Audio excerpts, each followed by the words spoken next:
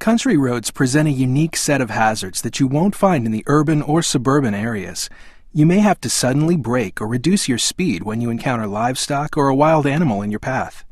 Frequently, you may come across a slow-moving vehicle, such as a farm vehicle or horse carriage. You didn't have to worry about these obstacles in the suburbs, did you? That's why speed management is so important on country roads. If you are always under control, you'll be able to react in time. Another strong reason for speed management is that the terrain is challenging with its blind curves, steep hills, and narrow bridges. And these unpredictable roads get even riskier in wet or foggy weather.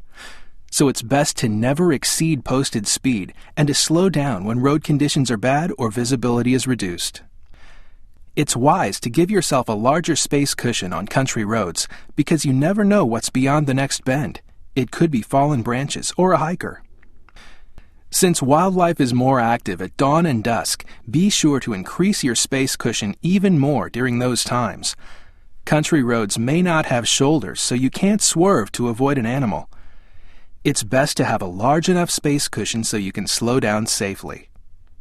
Country roads generally have no streetlights, so even though you will be practicing in the daytime, show your new driver how to use their high beams and to turn them off as they approach a passing car. They will eventually need to know this. In this activity on country roads, drive slower than the posted speed to allow more reaction time and create a larger space cushion. It may take your new driver time to get used to rural roads. They will need to be closer to the center yellow line when the road narrows and stay focused on where the middle of the road is because oncoming traffic will be passing. Instruct your new driver to manage their speed as their line of sight and the road conditions change.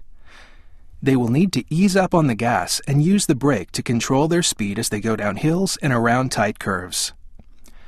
Use your imagination to present some hypothetical situations to your teen driver as you drive. For instance, ask what they would do if a slow-moving tractor was just around the bend, or what they would do if a large truck was blocking their view ahead. Or what would they do if a deer leaped onto the road? It's best to discuss these things before they actually happen. There are a few common errors you'll need to watch for when new drivers practice speed management on country roads.